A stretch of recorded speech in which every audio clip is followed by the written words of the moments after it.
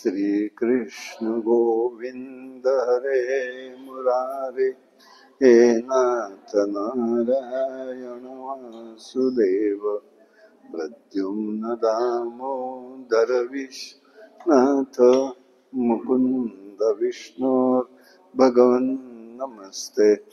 श्री कृष्ण गोविंद हरे मुरारे, हे नाथ नारायण वासुदेव, प्रद्युम्न दामोदर विश्वनाथ मुकुंद विष्णोर्भगवन् नमस्ते।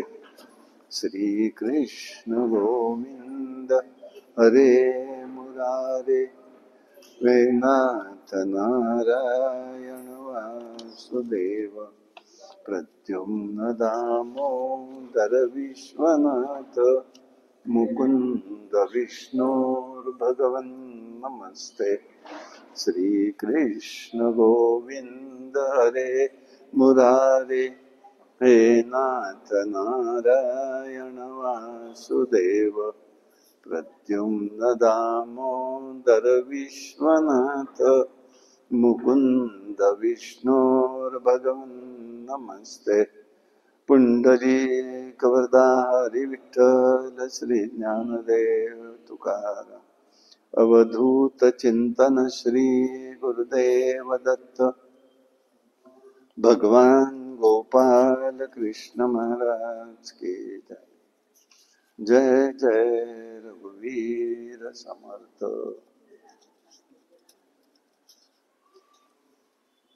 श्री गणेशाय नमः। राज उवाच, निवृत्तिमार्गः कथित अदौ भगवत, यथा क्रमयोगोपलब्धेन ब्रह्मणा यत्संश्रुति।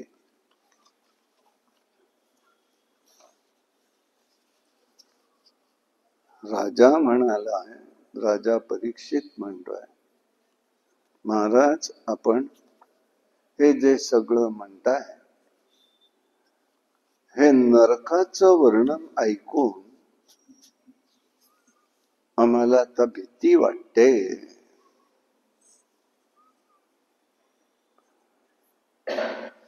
या नरकाचा परिहार कशामुळे होणार,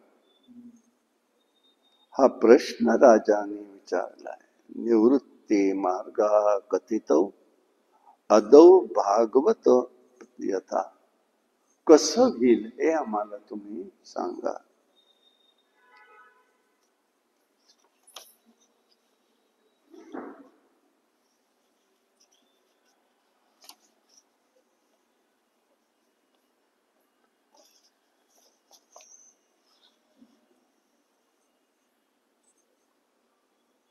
परीक्षित राजा श्रद्धेने सगळं श्रवण करतोय।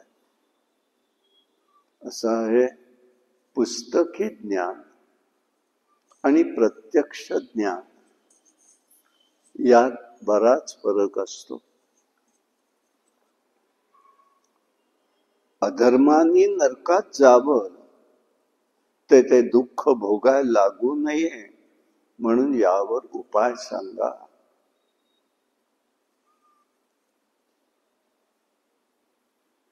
मृत्यूपूर्वी, देहपतनापूर्वी शास्त्रांनी सांगितल्याप्रमाणे प्रायश्चित्त घ्यायचं असतं। मनुष्य चोरी करतो, पोलीस येतात, शिक्षा करतात, तुरुंगात टाकतात, शिक्षा संपते, पण पुन्हा तेच तो कर्म करत असतो।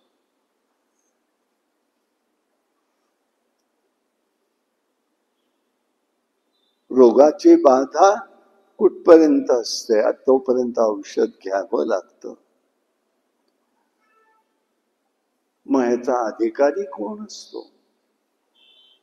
अज्ञानी मनुष्य हा प्रायश्चित्ताचा अधिकारी असतो। म्हणून आपल्याकडे धर्मशास्त्रांनी प्रायश्चित्त असा एक स्वतंत्र विचार दिलेला आहे। गायत्रीची अनुष्ठानं आहेत, कृच्छक आहेत, पुष्कळ सांगितलेले आहेत, काय करावं काय नाही, कसं करावं। ज्ञानप्राप्तीसाठी सुद्धा प्रायश्चित्त येतात. कारण दुष्यित कर्म आपलं जर पूर्व प्रारब्धातलं असेल तर ज्ञानप्राप्ती होत नाही.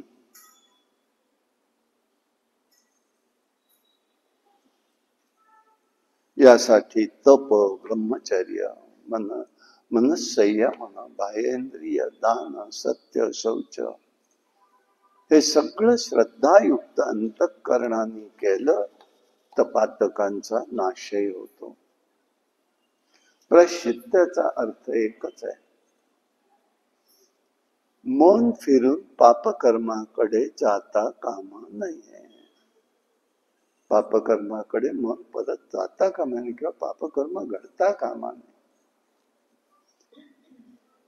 भगवंताचा गुणानुवाद खरोखर चित्ताची शुद्धी करणार आहे. यासाठी भगवत भजनामध्ये एकाग्र होणं महत्वाचं आहे. हे खरं प्रायश्चित्त आहे. जप, तप, दान यांनी पातक नष्ट होत असतात. अधर्माचं आचरण असतं तेव्हा त्याच्यातूनही प्रायश्चित्त घडत त्यांनाही घ्यावं लागतं.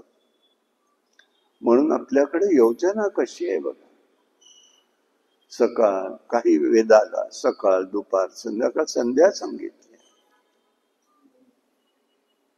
मम पात दुरित क्षय द्वारा श्री परमेश्वर प्रीत्यर्थे प्रातः संध्या करिष्ये. आम्ही पहिली प्रातः संध्या करतो आहोत. रात्रीपासून सकाळपर्यंत आमच्या हातनं देहाने मनाने जर काही कळत न कळत कर्म घडले असतील त्यातनं पापकर्म निर्माण झालं, त्याचा नाश व्हावा. पुन्हा संध्याकाळी तेच आहे, होऊन द्यायचं नाहीये. म्हणजे आता त्याच्यात सूत्र वेगळं आणि एक आहे.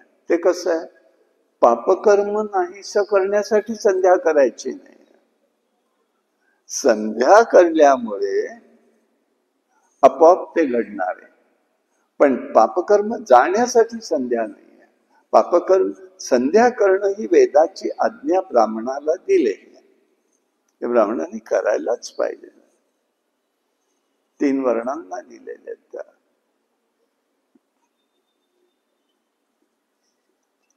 तसं हे या ठिकाणी सगळं आहे.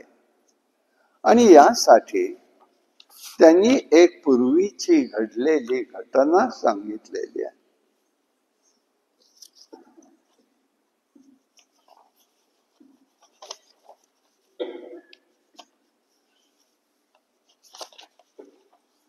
अजामेळ नावाचा एक मनुष्य होता, ब्राह्मण होता. अत्यंत धर्माचरणी होता, चांगलं होतं कर्म सगळं. परंतु दासीच्या संसर्गामध्ये आला आणि सगळं आचरण सोडून त्या स्त्रीच्या संगतीमध्येच गेला. 88 वर्षाचं आयुष्य झालं. परंतु त्याला त्यावेळेला ही दासी जी आहे तिच्याकडून त्याला एक पुत्र झाला. त्याचं नाव त्यांनी नारायण असं ठेवलेलं होतं.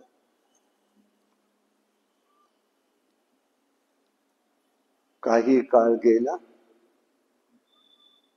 मृत्यू समोर उभा राहिला. घाबरला दूध पाहिल्याबरोबर. आणि पाहिल्याबरोबर तेव्हाच सगळी मती नष्ट होऊन जाते. किती आपल्याला सावध राहायचंय लक्षात घ्या.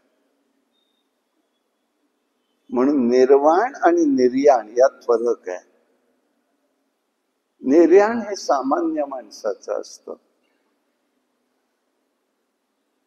त्याला जाताना क्लेश होतात, पाशात तो अडकलेला असतो, पाश टाकून ओढून त्या जीवाला घेऊन जात असतात. निर्वाणामध्ये तो जीव चटकन बाहेर पडतो. आलाय ठीक आहे. हा फरक आहे त्याच्यात. आता याला भीती वाटायला लागली, त्यांनी घाबरून मुलाला हाका मारले. तेवढ्यामध्ये विष्णुदूत आले. यमदूतांना म्हणाले, कुठे घेऊन चाललात त्याला? तुम्ही कोण आहात? त्यांनी विचारलं यमदूतांनी हरिदूतांना. तुम्ही कोण आहात? तुम्ही कोण अडवणार? हे सगळं तो संवाद आपल्या शय्येवरनं बघतोय, हरिदूत आणि विष्णुदूतांचा, यमधर्मांचा, यमदूतांचा. आम्ही यमदेवांच्या आज्ञेने आलोय. धर्मराजाचे आम्ही नोकर आहोत. तेव्हा विष्णुदूत म्हणाले, अहो धर्म काय अधर्म काय कळत नाही का तुम्हाला? सगळ्याचे साक्षीदार तिथे आहेत. गरुड पुराण सांगतं, प्रत्येक जीवाच्या मागे श्रावक नावाचे 2 जण असतात सूक्ष्म रूपात. आणि ते तुमच्या सगळ्या कर्माची नोंद घेत असतात.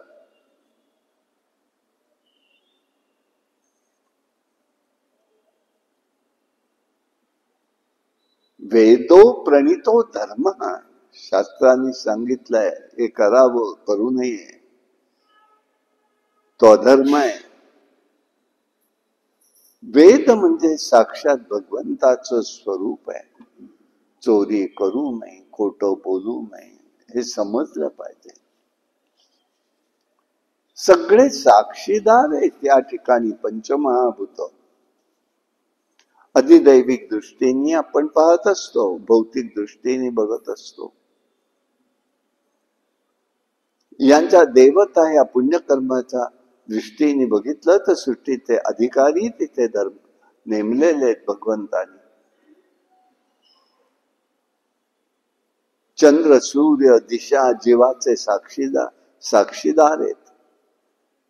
अधर्माने ज्ञान होऊन दंड केला जातो. पापकर्म होतात, त्याप्रमाणे अजामिळेला पूर्वी चांगला होता, आचार धर्म संपन्न होता. दासीकडे जाऊन राहिला, सर्व कर्म सोडून दिली, म्हणून आम्ही त्याला न्यायला आलेलो आहोत. यमदूत म्हणाले, आम्ही आमच्या मालकाच्या आज्ञेप्रमाणे आलेलो. विष्णुदूत म्हणाले, तुम्ही विचार केलेला नाही. अजामेळा आता अपराधी राहिलेला नाहीये.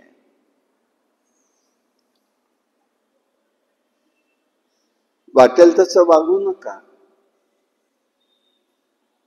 त्यांनी पाप केलं असलं तरी सध्या त्याचं पाप या क्षणाला शिल्लक नाही. ते कसं काय सांगताय म्हणाले.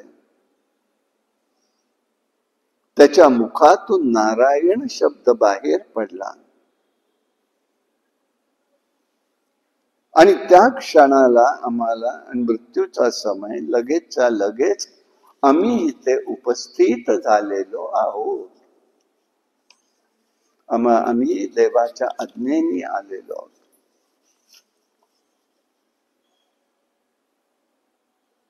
नारायण शब्दाचं सामर्थ्य त्यांनी सांगितलं अग्नीप्रमाणे. अग्नीला स्पर्श झाल्याबरोबर जो पदार्थ त्यात पडेल तो अग्निरूप होऊन जातो. वेदांती लोक म्हणतात अग्नीत जाळालं म्हणत नाही, अग्निरूप झाला. आणि म्हणून त्याचं पापक्षयही गेलेलं आहे. पापक्षय झाला. थट्टा मस्करीत का कोणी नाव घेतलं, निंदा करून नाव घेतलं तरी त्याला त्या ठिकाणी भगवंताचा प्रसादाचं फळ मिळत असतं. विष्णुदूतांनी मुक्त केलं, यमलोकांना सर्व सांगितलं. अजामेळा मुक्त झालेला आहे. जा म्हणाले, तुम्ही तुमच्या मालकाला विचारा जाऊन, म्हणजे यमधर्मांना, म्हणून नावं कशी ठेवली गेली पाहिजे. भगवंताचं अनुसंधान त्याला राहिलं पाहिजे. ती भगवत शक्ती त्याला जोडलेली असते नामाला, म्हणून नामाला महत्व आहे.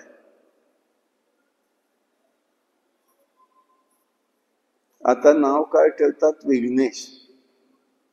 आता काय विघ्नेशचा अर्थ?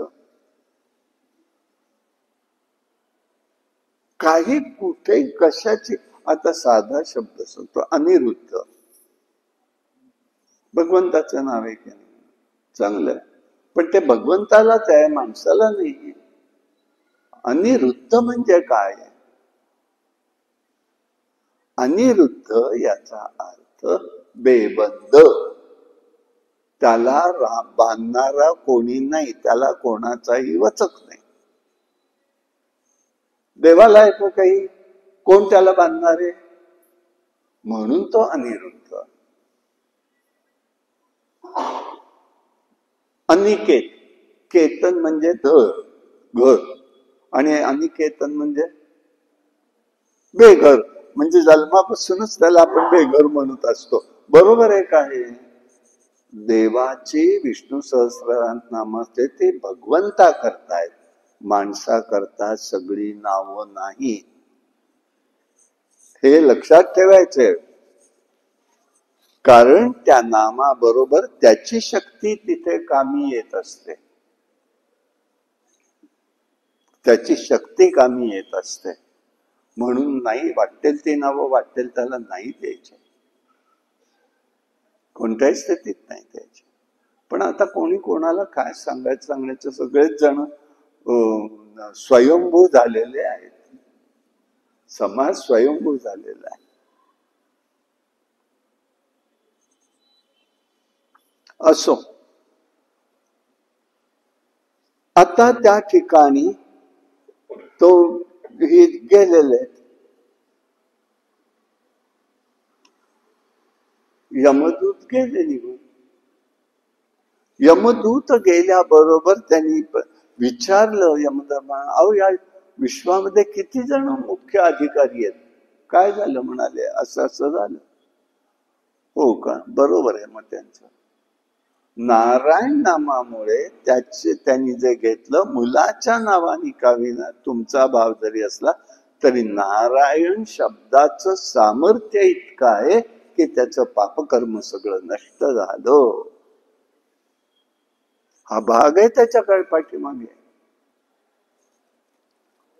मुक्त झालेला आहे. आणि मग तो तिथे मुक्त झाल्यावरती हरिदूतांनी त्या अजामेळ्याला सांगितलं, बाबा रे, अजूनही तुझं आयुष्य काही थोडं शिल्लक आहे.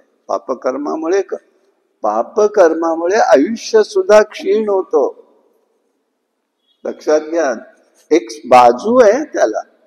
प्रारब्ध तर आहेच आहे, पण प्रारब्धाबरोबर दुसरी बाजू त्याला अशी आहे की आपल्या ह्याच्यात येतं तसं ते वाट्यानं, तेही सुद्धा असू शकतं. प्रत्येकाला ते असेल असं नाहीये, पण ते सुद्धा असू शकतं. तेव्हा आता त्याला पश्चाताप वाटला. मी किती चूक केली आयुष्यात, असा त्याला पश्चाताप वाटला. हरिक्षेत्री गेलेला आहे आणि तिथे अखंडपणे भगवंताचं दशमस्कंधाचं चिंतन त्यांनी केलेलं आहे. भूतलावर किती अधिकारी आहेत असा यमधर्मांना प्रश्न विचारलेला होता. मुख्य एक शक्ती असावी, तर्काने सुद्धा मानायचं नाही का? पातक जीव, तुमचं अज्ञान असलं तरी सुद्धा त्याच्या ठिकाणी हे ज्ञान असंही असायला पाहिजे. श्रीहरीचे स्मरण करायचं आहे. निश्चयात्मक वेगळे पण असतं. भीतीने कार्य करतो. नामाचं महात्म्य किती आहे सांगण्यासाठी त्यांनी सांगितलं. हा भागवत धर्म आहे. नाम श्रेष्ठ आहे. ज्ञान सर्वांना काही महात्म्य माहित नाही.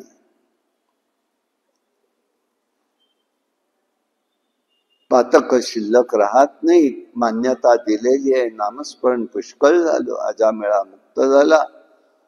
मोठ्या मोठ्या लोकांनाही जमत नाही. यज्ञयाग करावे, साधनं करावी, श्रम पडत नाही.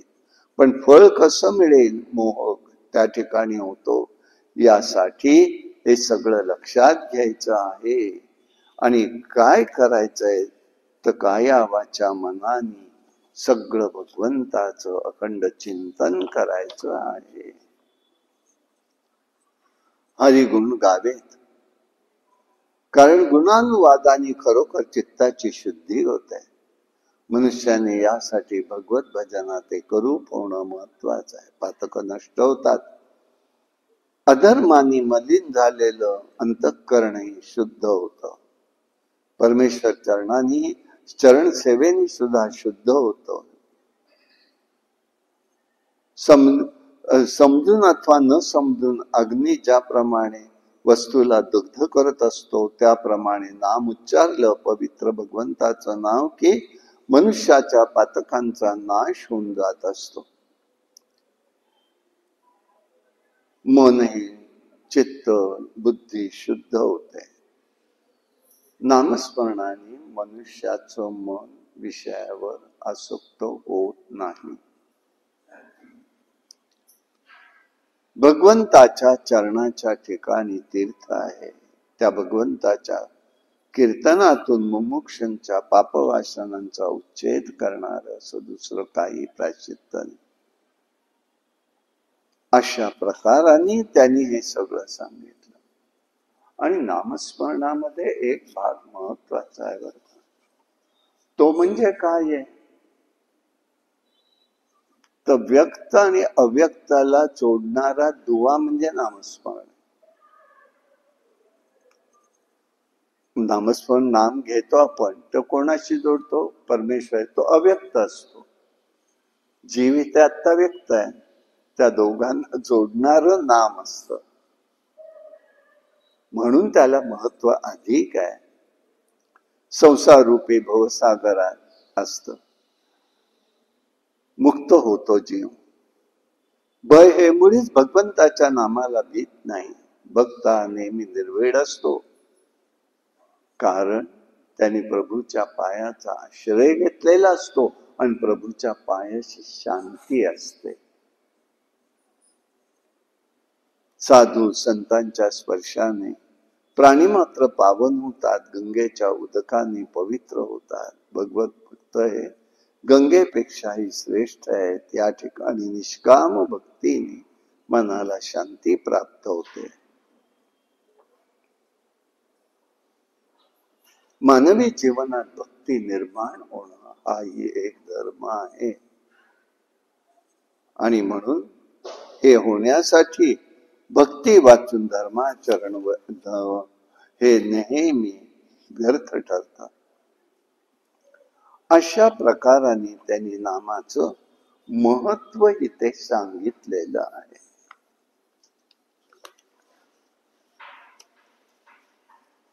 पुढे शुकाचार्य महाराज इथे सांगतायत. दक्ष हा दुसरा दक्ष आहे आणि असिग्रीव यांच्यापासून हैग्रीव नावाचे 10,000 पुत्र निर्माण झाले. सगळे एकसारखे आहेत. आचार स्वभाव धर्म हेही सारखा. पितृअज्ञानी वंशवृद्धी करायची आहे. म्हणून भगवंताची आराधना करण्यासाठी ते आलेले आहेत. आणि भगवंताची आराधना करायची म्हणून नारायण सरोवराकडे निघाले.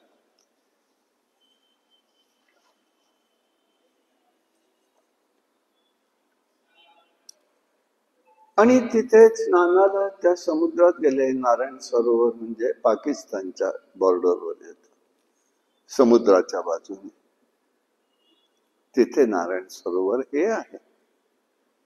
आता आपल्याकडे गुजरातच्या बॉर्डरवर दाखवतात म्हणतात, पण आताच्या इथल्या वर्णनाप्रमाणे तिथे आहे. तिथे नारदांची भेट झाली. नारदांनी विचारलं, कुठे चाललात? तपस्येला. जाताय ना? ठीक आहे, मला आधी माझ्या प्रश्नांची उत्तर द्या मग जा. म्हणून त्यांनी प्रश्न विचारले नारदांनी. तुम्ही भूचा अंत पाहिला नाही तर प्रजा कशी उत्पन्न करणार? दुसरा प्रश्न, जिथे एकच पुरुष आहे तिथे सत्ताधारी कोण आहे?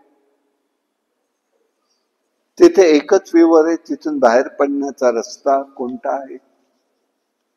तिसरा प्रश्न, इथे एक स्त्री आहे, ती बहुरूपिणी आहे, बहुरूपिणी आहे. तिथे असा पुरुष आहे की व्यभिचार करण्याचा स्त्रीचा तो पती आहे. व्यभिचार करणारी स्त्री आहे, तिचा पती आहे. तिथे अशी एक नदी आहे. चौथा प्रश्न, अशी नदी आहे की ती दोन्ही बाजूनी वाहते. पाचवा प्रश्न, ते 25 पदार्थाचं घर कोणतं आहे? सहावा प्रश्न, ते हंस आहे पण तो कोण आहे? सातवा प्रश्न त्यांनी विचारला, जिथे चक्र आहे ज्याला धारदार असलेले दात आहेत, ते वज्राचं बंध असून आपोआप सारखं फिरत असतं, ते काय आहे? मुलं म्हणाली, महाराज नारद महर्षी आम्हाला यातलं काही सांगता येत नाही. मग त्यांनी प्रत्येक प्रश्नाचं उत्तर सांगितलं. तुम्ही भूचा अंत पाहिला नाही तर प्रजा कशी उत्पन्न करणार? याचा अर्थ हे शरीर आहे, त्याला भू म्हटलेलं आहे. हे शरीरच या आत्म्याचं बंधन आहे. आत्मा शरीरात आहे, शरीर म्हणजे आत्मा नाही. आत्म्याला शरीराचं बंधन आहे, त्याचा नाश झाल्याशिवाय कर्म व्यर्थ आहे. याचा अर्थ असा आहे, आत्मज्ञान या शरीराच्या माध्यमातूनच तुम्हाला करून घेतल्याशिवाय चाललात कुठे तुम्ही? हा भूचा अंत म्हणजे काय? आत्मज्ञान केल्याशिवाय कुठे चाललात तुम्ही? असा प्रश्न. दोन, इथे एकच पुरुष आहे, तिथे एकच सत्ताधारी कोण आहे? तिथे एकच विवर आहे, तिथून बाहेर पडणारा रस्ता नाही, हे काय आहे? परब्रह्म एकमेव सत्ताधीश आहे. इथे विवर एक आहे, ते कोणतं आहे? तर पाताळ हे विवर आहे. पाताळ हे विवर आहे. हिथून बाहेर पडायला रस्ता नाही. याचाच अर्थ असा, आत्मज्ञान नुसतं होणे उपयोग नाही, तर आत्मज्योती स्वरूप समजलं तरच पुढला मार्ग सापडतो. पुढला रस्ता काय आहे? तर तो हा आहे. आत्मज्ञान झाल्यावरती ज्योती स्वरूप असलेलं जे रूप आहे ते आम्हाला समजलं पाहिजे. हिथे एक अशी स्त्री आहे की ती बहुरूपिणी आहे. तिथे असा पुरुष आहे की तो व्यभिचार करणाऱ्या स्त्रीचा पती आहे. मग हे कोण आहे? तर ही स्त्री म्हणजे बुद्धी आहे. तिच्या संगतीने जीवाचं ऐश्वर्य स्वातंत्र्य नष्ट होतो. बुद्धी बंधनात टाकते जीवाला. ती बहुरूपिणी आहे. बुद्धी ही बहुरूपिणी आहे. सत्व रजतम गुणाचा आश्रय करणारी आहे, घेणारी आहे. परंतु इथे विवेक निर्माण होत नाही. इथे त्या बुद्धीच्या ठिकाणी विवेक निर्माण होत नाही. इथे अशी एक नदी आहे की ती दोन्हीकडे वाहत असते. याचा अर्थ असा, इथे माया नदी आहे. ही सृष्टी निर्माण करते, उत्पत्ती स्थिती लय करवत असते. मनुष्याला त्यातच गुंतवून ठेवते माया. आणि दोन मार्ग म्हणजे प्रवृत्ती मार्ग, निवृत्ती मार्ग. संत म्हणतात, मनुराजा एक देहपुरी, मनुराजा एक देहपुरी, असे नांदू तू त्यासे दोघे नारी, पुत्र पौत्र संपत्ती भारी, येणे कृपा केली आम्हावरी गा, म्हणून या आलो या देशा, होतो नाही तरी भुललो दिशा, म्हणून या आलो या देशा. आम्ही इथे ह्या दोन आहेत ना नारी, प्रवृत्ती निवृत्ती आहे. मनुराजा एकदेह पुरी, हे त्याचं स्वरूप आहे. हे त्यातनं हे सांगतायत संत मंडळी सुद्धा. ते ज्ञान समजलं पाहिजे आपल्याला. आणि मग तिथे तिने सांगितलंय, तिथे 25 तत्वाचं घर आहे. म्हणजे काय आहे? हे विश्व आहे, आश्चर्यजनक आहे. पंच ज्ञानेंद्रिय, पंचकर्मेंद्रिय, बुद्धी, मन, पंचमहाभूत आणि पंच तन्मात्रा आणि 3 गुण मिळून म्हणाले 25 तत्व होतात. या 25 तत्वांचं हे घर आहे. इथे हंस पक्षी आहे. म्हणजे काय आहे? तर शास्त्र आहे. हंस म्हणजे शास्त्र आहे. नीर क्षीर विवेक निर्माण करतो आणि ईश्वराचं ज्ञान करून देत असतो. इथे चक्र आहे, त्याला धारदार असलेले दात आहेत, वज्रांनी बनवलेलं असून आपोआप अखंड फिरत असतं. ते म्हणजे कालचक्र आहे. सदैव फिरत असतं. ते कोणासाठी कशासाठीही थांबत नाही. थांबत नाही. तेव्हा शास्त्र हाच पिता आहे. त्याची शिकवण कर्मापासून निवृत्त होणे हे आहे. हे न जाणता गुणमय शब्दादी विषयावर विश्वास ठेवून पितृआज्ञेने कसं जाता तुम्ही तिकडे तपाला?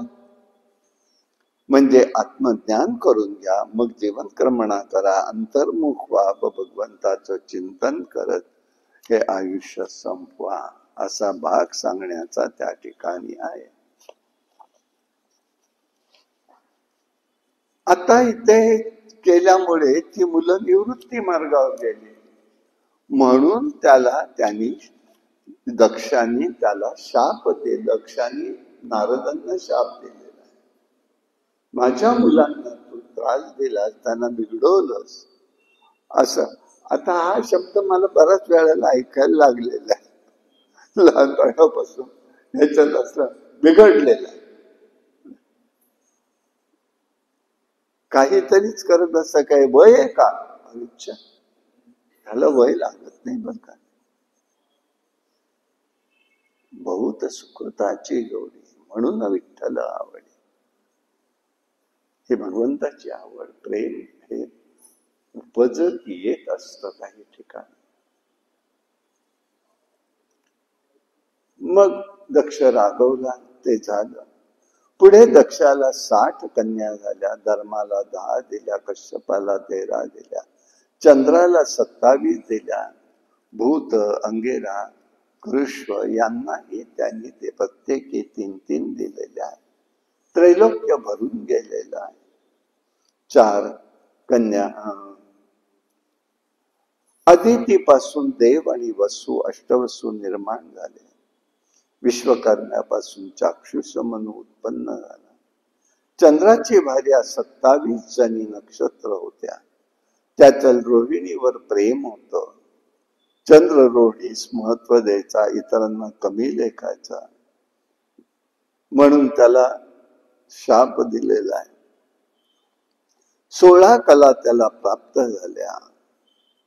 अशा प्रकाराने हेही घडलं. पुढे त्वष्टाची पत्नी रचना होती. ती दैत्यांची भगिनी होती. एकदा इंद्र सभेत इंद्र हा इंद्रायणीसह बसलेला आहे. स्तुती पाठक स्तुती करतात. तिथे बृहस्पती आले. कोणाचंही त्यांच्याकडे लक्ष गेलं नाही. आपला अनादर झाला हे ओळखून तेच त्यांचा त्याग करून निघून गेले, रागवले. आता काय करावं इंद्राला कळेल. म्हणून आपल्या वैदिक धर्माप्रमाणे जर बघितलं तर राज्य सत्तेमध्ये गुरु नावाचं पद असतं. देवगुरु बृहस्पती येथे. बृहस्पती कोण आहे? देवगुरु आहे. प्रत्येक शासन पद्धतीत देवांच्या एक पद. त्यांनी ढवळाढवळ करायची नाही, त्यांनी योग्य मार्ग दाखवायचा फक्त. त्यांनी त्याच्या ढवळाढवळ करायचा नाही, त्याला कोणी चॅलेंज करायचं नाही, स्वीकारायचा की नाही यांच्यावर अवलंबून राजसत्तेवर. पण एक पद असतं. आताचा जो गोंधळ सगळे चाललेले आहेत राजसत्तेतले, त्याचं कारण आमच्या इथे एक कोणीही सामंजस्याचा मनुष्य नाही, पदच नाही, आणि स्वीकारायचं नाही.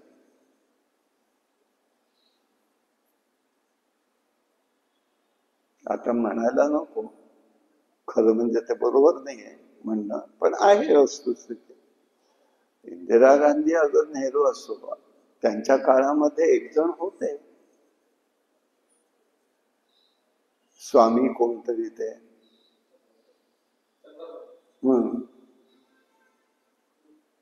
ढवळाढवळ करायची नाहीये त्यांनी त्याच्यात, पण त्यांनी केलं तोही हटला. आज बृहस्पतींना राग आला, ते निघून गेले. खूप शोधलं, मिळालं नाही. धर्माचरण नसेल तर मनोनिग्रह राहत नाही. यासाठी धर्माचरण करत जावं. धर्माने जीवावरती नियंत्रण असायला पाहिजे आहे. बृहस्पती अदृश्य झाले, खूप शोधलं, सापडले नाही. दैत्यांना कळलं. आता म्हणाले देवांचा आपण त्या ठिकाणी पराजय करायला समर्थ होऊ. म्हणून त्यांनी बृहस्पती ब्रह्मदेव देवांकडे सगळे देव गेले. काय करू आता, आम्हाला राजगुरू नाहीये. तेव्हा त्यांनी सांगितलं, बाबा रे, विश्वरूप नावाचा ब्राह्मण आहे, गुरुस्थानी आहे, हे त्याला, पण त्याच्या कर्माकडे लक्ष देऊ नका. त्यांनी जर स्थान स्वीकारलं की तो तुमच्याशी एकनिष्ठ राहील, हे त्यांनी सांगितलं. आणि संकटात सापडलोय म्हणाले, तुम्ही मार्ग दाखवा. मग विश्वरूपाकडे सगळे आले, असं असं आहे. ब्रह्मदेवाने सांगितलं म्हणून आम्ही आपल्याकडे आलेलो. तेव्हा आमचं गुरुपत्नी स्वीकारा. आता गुरु विश्वरूपाला का सांगितलं, तर विश्वरूपाने नारायण कवचाचा पाठ केलेला आहे. वैष्णवी दीक्षातला भाग येतो नारायण कवच. त्याची कृष्ण ही देवता आहे अधिष्ठात्रीत, आणि ही अधिष्ठात्रीत देवता असल्यामुळे ती अष्टभुजा आहे. म्हणून भागवताच्या पुस्तकावरती तो फोटो घेतलाय, कव्हरलाय, आताही येते. का घेतलाय? त्यासाठी. कुठे बघायला मिळणार नाही अष्टभुजा कृष्ण. जसं यात वर्णन भागवतात केलंय तसंच्या तसं तो फोटो घेतलेला. अशा प्रकाराने त्याला का सांगितलं ब्रह्मदेवानी, त्यालाच का करा, तो वैष्णवी दीक्षेचा अधिकारी आहे, नारायण कवचाचा तो उपासक आहे. इंद्रांनी त्याच्याकडनं नारायण कवच शिकलं तर त्याला काहीही होणार नाही, ही धारणा. म्हणून त्यांनी त्याच्याकडे उपदेश केले, घेतल्यासाठी ते गेलेले, पाठवलं होतं. पण एक सांगितलं त्याच्याकडे, तो काय करतो इकडे बघू नका, कारण विश्वरूपाला 3 मस्तक होते. एकाने तो सोमरस घ्यायचा, दुसऱ्याने तो अन्न ग्रहण करायचा आणि तिसऱ्याने तो सुरापान करायचा.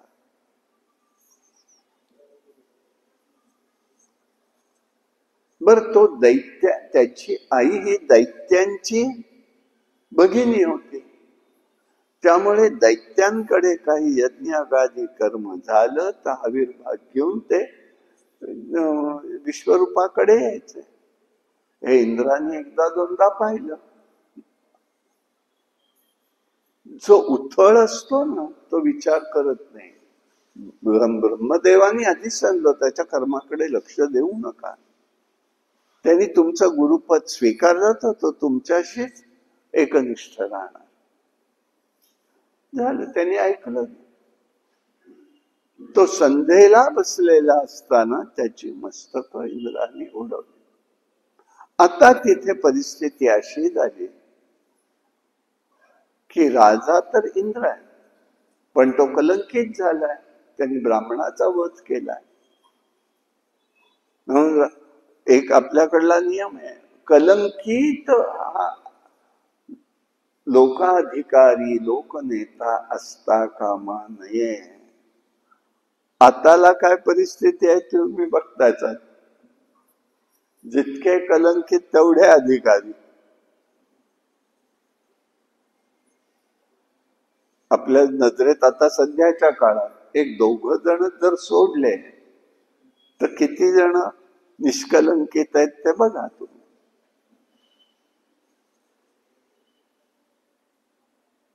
काही सांगता येत नाही. त्याचा परिणाम सगळा असा जो चाललाय ना, गोंधळाची स्थिती, ती याच कारण आहे. आता काय करणार? त्याला आता राहता येणार नाही. पण त्यावेळेला एक योजना आहे आपल्याकडे. ती योजना काय आहे की ते झालेलं पातक कोणी घेत असेल तर हा निष्कलंकित होणार. म्हणून त्याचं पातक या सृष्टीतल्या चौघांनी घेतलं. भूमीनी घेतलं, वृक्षांनी घेतलं, जळानी घेतलं आणि स्त्रीनी घेतलं. भूमीला उखर पडणं हा इंद्राचं पाप आहे. पण भूमीला वर काय मिळाला की ते पडलेला खड्डा, पडलेली गोष्ट ही कशी भरून येईल कोणाला सांगता येत नाही. ती निसर्गतः भरली जाते. वृक्ष, तिला वर काय मिळाला, त्यांनी पातक घेतलं. पातक काय आहे त्याचं? झाडाचा डिंक जो असतो ना, चीक जो असतो प्रत्येक, ते सगळं पातक आहे. म्हणून महात्मे डिंक खात नाहीत. पण घरी जाऊन बाळंतिणीला करू नका अशी शिक्षा. तिला शरीराला गरज आहे तेवढे दिलं पाहिजे. म्हणजे हा भाग आहे त्याच्यात. पण मग त्याला वर काय मिळाला? छेदन करशील तेवढा तू वाढशील, म्हणून तो वर मिळाला. जळाला दिलेलं आहे. जळाचं पाप म्हणजे कोणतं? त्याच्यावरती जे बुडबुडे येतात ते पाप आहे. पण ते ज्याच्यामध्ये पडेल त्याची वाढ होईल हा तो वर आहे. तो रोजच आपण बघतोय दुधाबाबतीत आहे. आणि स्त्रीला जो मासिक धर्म सुरू झाला ते इंद्राचं पातक आहे. म्हणून सांगितलंय तो भाग अस्पृश्य आहे. म्हणून तिचा 4 दिवसाचा कालावधी हा धर्म कार्यात किंवा घरामध्ये कुठेही स्पर्श करू नये. आता प्रकृतीच्या नावाखाली, निसर्गाच्या नावाखाली काय चाललंय, त्याचे परिणाम होतात. मी गमतीने एक म्हणतो, तुम्हाला अगदी हक्काने नवऱ्याला इतर वेळेला कामाला लावायला आनंद वाटतो ना, मग ह्या 4 दिवसात करायला लावा ना काम, आणि तुम्ही राहा जरा विश्रांती घेत. पण नाही, आम्ही असलं कसलं गांढळपणा वाढायचा. अच्छा, पण तिला वरही मिळाला. गर्भ अवस्थेत असताना गर्भधारणा समयी जरी संबंध आले तरी त्याला जीवाला त्रास होणार नाही. अशा प्रकाराने हे चारांना झालं. पुन्हा इंद्र राजा झाला. आता इकडे दुसरी गोष्ट घडली. त्वष्टा होता, त्याला राग आला, माझ्या मुलाला बोलवून नेलं तर त्याची तुम्ही हत्या केलीत ना, म्हणून त्यांनी यज्ञ केला. आणि यज्ञातनं एक असुर प्रगट झाला, त्याचं नाव वत्रासुर आहे. प्रलय काळ जसा यावा तसा त्याचं रूप होतं. इंद्र विष्णूंकडे गेले. काय करू म्हणाले, आता त्याला कसं आवरायचं. म्हणाले आता एकच आहे. दधीची ऋषींनी वैष्णवी कवचांच्या दीक्षेने जो अभ्यास केला, चिंतन केलं, उपासना केली, त्यामुळे त्यांची हाडं ही अस्त्रासारखी बनलेली आहे. नैमिषारण्यात गेलं की जवळच हा भाग आहे जिथे ही गोष्ट घडली आहे तिथे. मग त्यांनी त्या दधीची ऋषींकडे जाऊन त्यांच्या अस्थी मागा, म्हणजे तुम्ही मरा, हे असं न बोलता अस्थी मागितल्यात. लोक कल्याणासाठी काय काय करायचं असतं हा आता इंद्र त्यांना सांगतोय. काय एकेकाची वेळ असते बघा. राज्यासाठी, सर्व लोकांच्या कल्याणासाठी आपलं जीवन, आपलं शरीर हे व्यतीत केलं पाहिजे, अशा आशयाने उपदेश करतोय इंद्र. ठीक आहे म्हणाले, मी या ठिकाणी उद्या सकाळी पहाटे या झाडाखाली तुम्हाला जो अस्थींचा किंवा रक्षा दिसेल त्यात माझ्या अस्थी असतील, त्या तुम्ही घेऊन जा. त्याप्रमाणे तो अस्थी घेऊन निघालेले. तर केलं. योगाग्नीने आपलं शरीर भस्म केलं. त्याच्यात त्यांनी अस्थिया जमा केलेल्या आहेत सगळ्या, आणि त्याची अस्त्र केलेली आहेत. 8 अस्त्र आहेत ती. गांडीव धनुष्य आहे, जे शिवांनी घेतलं होतं, त्याच्यानंतर अर्जुनाकडे आहे. देवीने घेतलंय, विष्णूंनी घेतलंय. शिवांनी परत शिवधनुष्य जे रामाने प्रत्यंचा लावून मोडलं, परशुरामाकडे गेलं. हे सगळं आहे. दुसऱ्या ठिकाणी उल्लेख आहे की त्या ठिकाणी त्यांनी सांगितलं मला सगळ्या नद्यांचं स्नान करू देत, म्हणून सगळ्या नद्यांचं तीर्थ त्यांनी तिथे जमा केलेलं आहे. आणि त्या जमा केल्या स्नान केल्यानंतर ते योगाग्नीने तिथे बसून योगाग्नीने आपला देह अग्नी स्वाधीन केला. परंतु तिथे वेगळं सांगतात. त्या जागेवरती थोडं वेगळं असं आहे की हे समाधी अवस्थेत बसले, त्यांच्या अंगाला तूप लावलं होतं, आणि त्याच वेळेला गाय तिथे आली. गायीने सगळं चाटून संबंध अस्थी त्यांच्या फक्त ठेवल्या, असं तिथे सांगितलं जातं. आणि तिथे प्रतीकही निर्माण केलेलं आहे. पाहिले म्हणून सांगतोय. आता ते अस्त्र त्यांनी केलेलं आहे. हा इंद्र सांगतोय प्राणी मात्रांवर दया करणं हे मनुष्याचं कर्तव्य आहे. देह मर्त्य आहे, जन्म व्यर्थ आहे. वृक्षादी सुद्धा दया करतात. लोकांनी धर्मपालन करावं, राष्ट्रकार्य महत्वाचं आहे. तेव्हा इंद्र मी बघितलं. आता काय झालं, सुरुवात झाली युद्धाला. धोत्रासुर तो पराक्रमी, पुष्कळ त्यांनी त्या ठिकाणी पाहिलेलं आहे. आता ही दुसरी हत्या घडली. कशी घडली? तर वत्रासूर जो आहे तो या कष्टाने आपल्या यज्ञातनं निर्माण केला म्हणून त्याला दैत्य जरी असला तरी ब्राह्मण होता. त्या दोघांचं युद्ध झालं. तो म्हणतोय, तू कशाला करतोय सारे मृत्यू हा विषाद मानू नको. युद्धाच्या प्रसंगीला वत्रासुराने सांगितलं, आपण सगळेच पराधीन असतो इंद्रा. जगामध्ये सर्व भूत मात्र ईश्वराधीन आहेत. सुख दुःखाचा हर्ष विषाद मानू नको, सगळं समदृष्टीने पहा.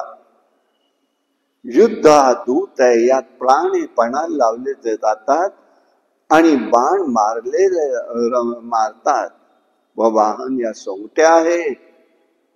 तेव्हा असं म्हणत म्हणतच इंद्राला त्यांनी हत्तीसह गिळून टाकलं. परंतु त्यांनी त्या ठिकाणी अस्त्रप्रयोग त्याच्या जवळ असल्यामुळे, नारायण कवचाची दीक्षा त्याला विश्वरूपाकडूनच मिळालेली असल्यामुळे तो पुन्हा तिथून बाहेर आलेला. पण हा वत्रासुराने काही प्रार्थना केलेली आहे देवाला. त्याला मी त्या ठिकाणी एकच गोष्ट म्हणतो की प्रार्थना याचा अर्थ असा आहे की चतुश्लोकी भागवत जसं आहे तसं चतुश्लोकी ही भक्तीचं सूत्र त्यांनी सांगितलेली आहेत. फार महत्वाच्या गोष्टी त्यांनी सांगितलेल्या आहेत तिथे.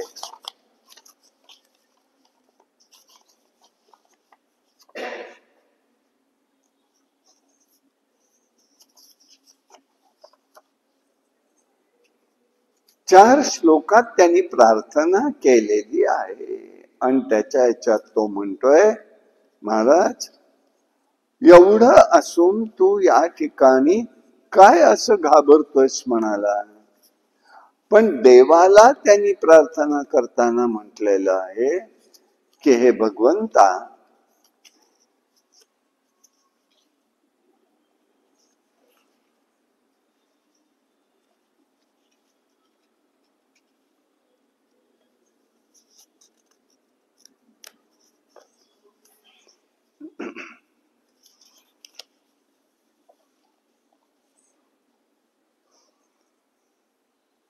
अहम हरे तव पाद मुकुल पाद मूल दासानुदासो भवती स्मी भूयाः मनः स्मरे तुते गुणार्थे गुणितम वाक् कर्म करोति या. त्यांनी सांगितलंय आता, हे भगवंता तुझे पाय ज्यांचा मुख्य आश्रय आहे अशा दासांचा मला अनुदास होण्याची इच्छा. भगवंताला म्हणतोय, माझं मन तुझ्या गुणांचं सदैव स्मरण करत राहो. देवांनी तुझी सेवा, देहानी तुझी सेवा घडावी असं कर्म घडो.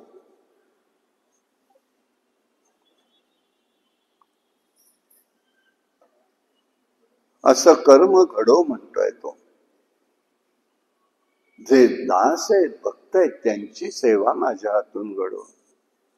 तू म्हणशील कदाचित, तो म्हणतोय तू म्हणशील, नाकपृष्ठं च पारमेष्ठं च सार्वभौमंत रसाधिपत्यम न योग सिद्धी पुनर्भवेत वा समंजस त्वा विरहस्य कांक्षे. तू म्हणशील तुझ्यासारख्या दासाचा मला काय उपयोग आहे. तो स्वतःच म्हणतोय देवाला, देवा तुला असं वाटेल मी तुला वेगळं काही देतो, तू म्हणशील मी वेगळं देतो, पण हे सौभाग्यनिधी मला ध्रुवपद, ब्रह्मपद, सार्वभौमत्व, पात्याधिपद, योग सिद्धी अथवा मोक्ष मी काहीही इच्छा करत नाही.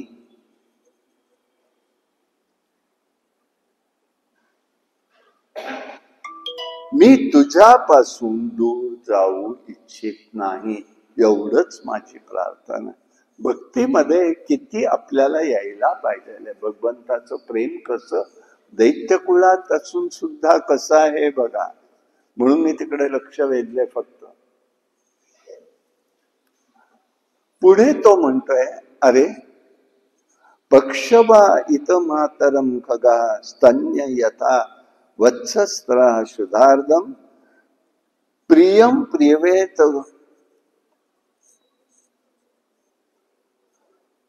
विक्षितम विषण्यम मनो अरविंदाक्ष दीक्षिते मास्त्वाम. तू कदाचित असे विचारशील, तुला मग हवंय काय, तुला हवंय काय, हे नको ते नको. तर हे कमलन आहे ना, ज्याप्रमाणे पंख न फुटलेलं जे पक्षाचं पिलू असतं, त्याला जी इतर पक्ष्यांकडनं भीती असते,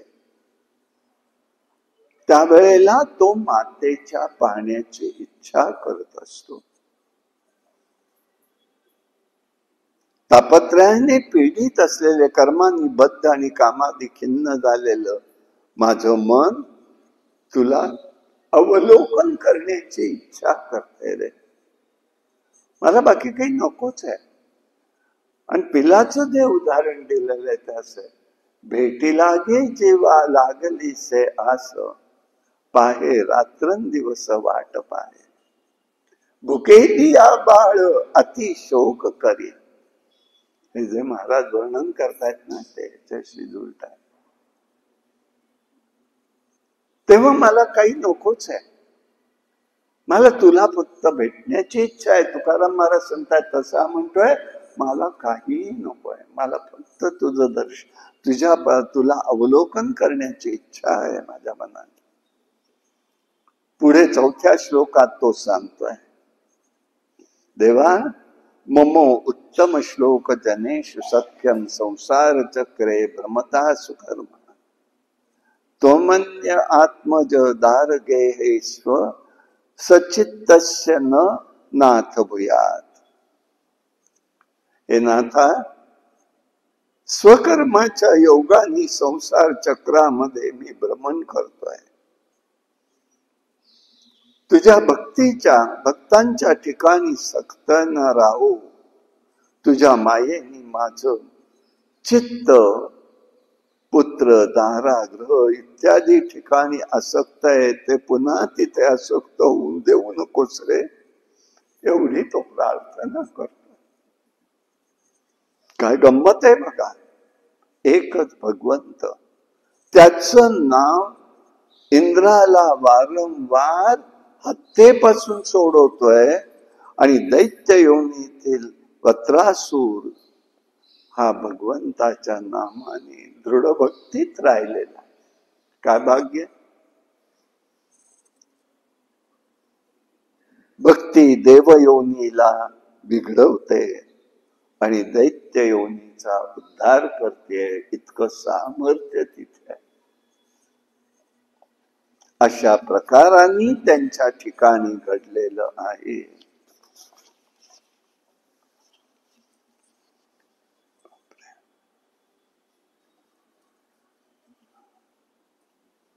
मग ते विचारलंय, हा कोण होता. राजा परीक्षित विचारतो, मग त्वष्टा कोण आहे म्हणाले. तेव्हा त्यांनी सांगितलं. आणि आता इकडे एक गोष्ट घडली. आता त्याच्या हातनं पुन्हा हत्या घडली. म्हणून राजा इंद्र हा मानस सरोवरला गेला आणि तिथे त्यांनी तपस्या केलेली आहे. तोपर्यंत नहुषाला इंद्रपद दिलं. इंद्र आता तिथे नहुष झालेला आहे, पण तो इंद्रायणीच्या मागे लागला. म्हणून त्याला इंद्रायणीने मोठ्या युक्तीने त्याला त्यापासून परावृत्त होण्यासाठी ब्राह्मणाने ऋषींकडून शाप देवला. तो अजगर योनीत गेला, सर्प झाला आणि त्याला खाली भूतलावर यावं लागलं. मग इंद्राची तोपर्यंत तपस्या तिकडे झाली. तो परत आला, अश्वमेध यज्ञ केला आणि पुन्हा तो स्वर्गामध्ये अधिपती झाला. मग हा कोण आहे चित्रकेतू? चित्रकेतू हा एक राजा आहे.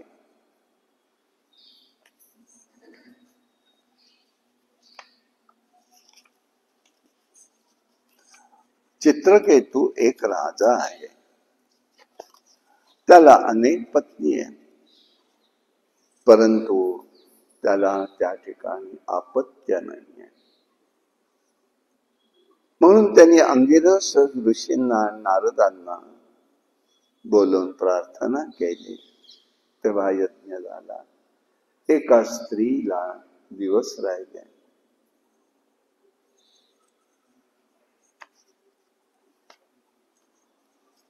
आता त्या ठिकाणी पुत्रही झाला, पण हिला पुत्र झालाय म्हणून सौतींनी त्याला विष देऊन मारलेला आहे.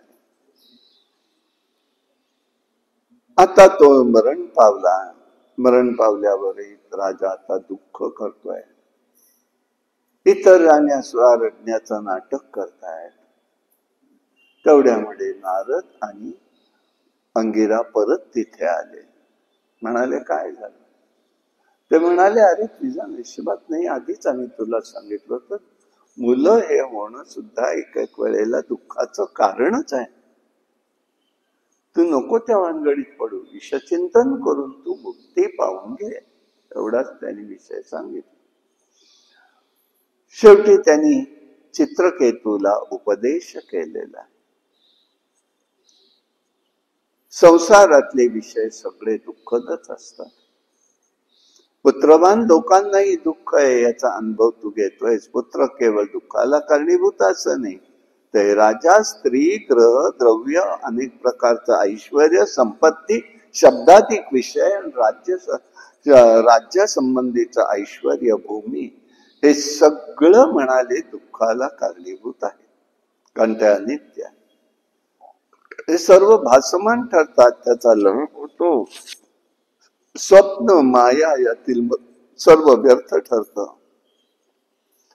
धर्मवासनाच्या योगाने अहिर्निश विषयाचं चिंतन करणाऱ्या पुरुषांच्या मनापासून कर्म उत्पन्न झाली आहेत. तेव्हा विचार कर, आता मेलेला पुत्र ते मागे लागला नाही.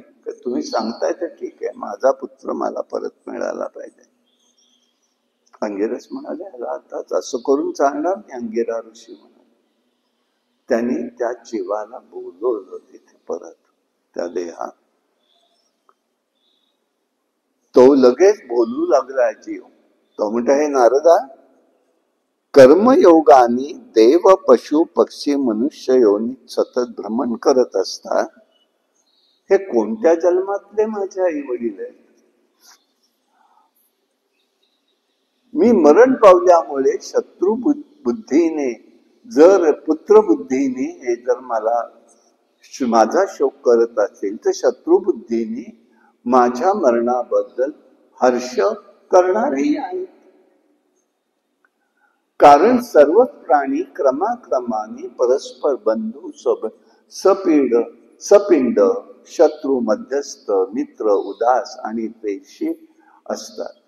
कोणी ज्याप्रमाणे क्रय विक्रय योग्य अशा गोष्टी करणारा असतो, म्हणजे खरेदी विक्रीचा व्यवहार जिथे चालतो तिथे काय असतं म्हणाले?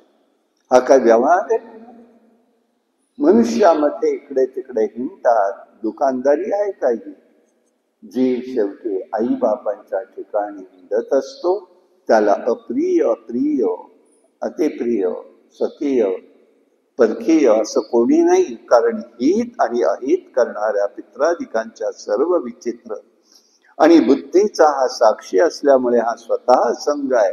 हा जीवात्मा स्वतंत्र आहे, कारण कार्य त्याचा साक्षीदार आहे आणि सर्वत्र तटस्थ असल्यामुळे सुख दुःख आधी कर्मफळ याचा तो स्वीकार करत नाही, म्हणून विषय वासनांनी त्याची फरफट सुरू असते. असं म्हणून त्या जीव पुन्हा निघून गेला. आता चित्रकेतूला कळून चुकलं. मग चित्रकेतूनी पुढे अनंताची उपासना केली. त्याला सारं सत्य समजलं.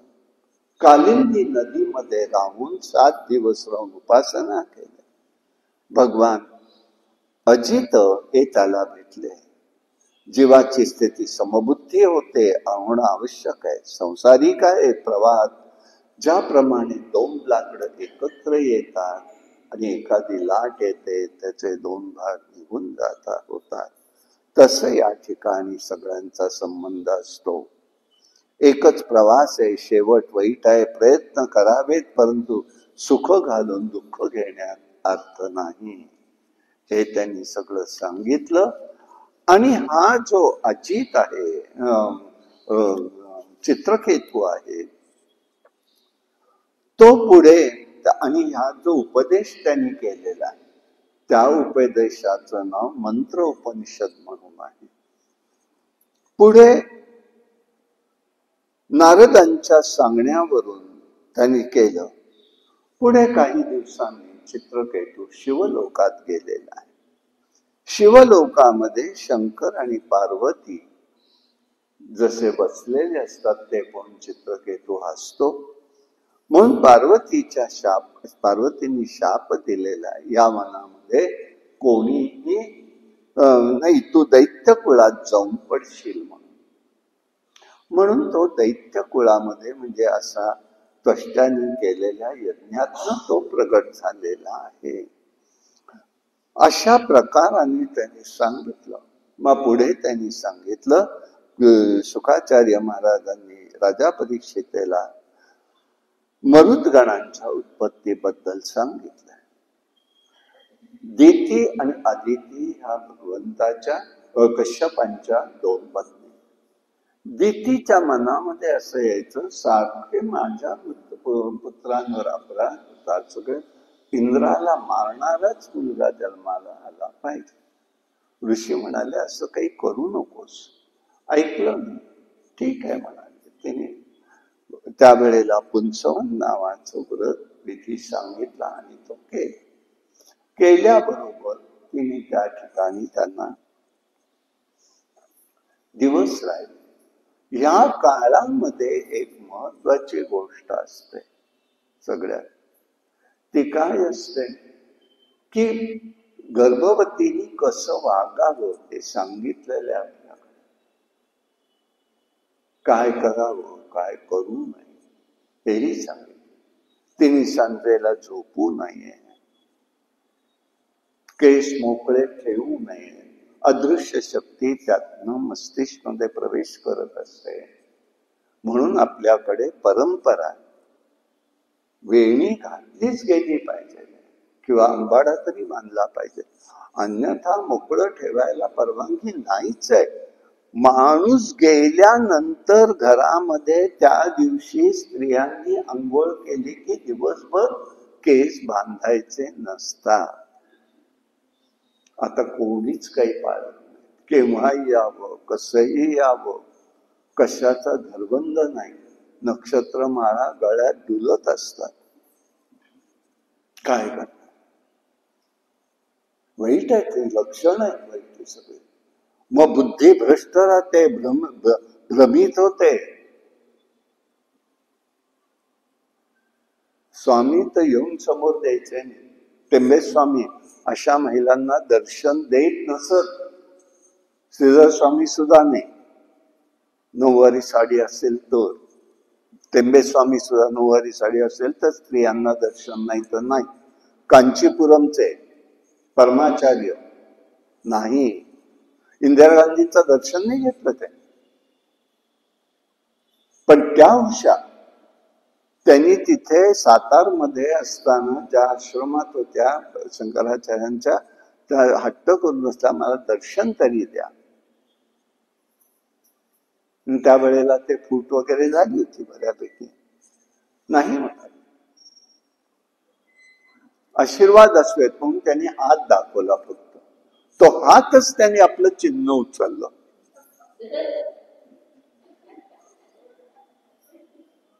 हुशार केली आणि निवडून आलं त्या हातावरती. ते ओळखत होत्या त्या. ते घराणं हे आत्ताच मूर्ख मुलं सोडून द्या, हे यांच्या नादी केला. पण ते दोघही जण राजराजेश्वर द्रविड शास्त्री गणेश्वर शास्त्री द्रविड पुण्यामध्ये अनेक वेळा येतात. त्यांच्या वडील त्यांचे सल्ले घेत होते ही सगळी लोक.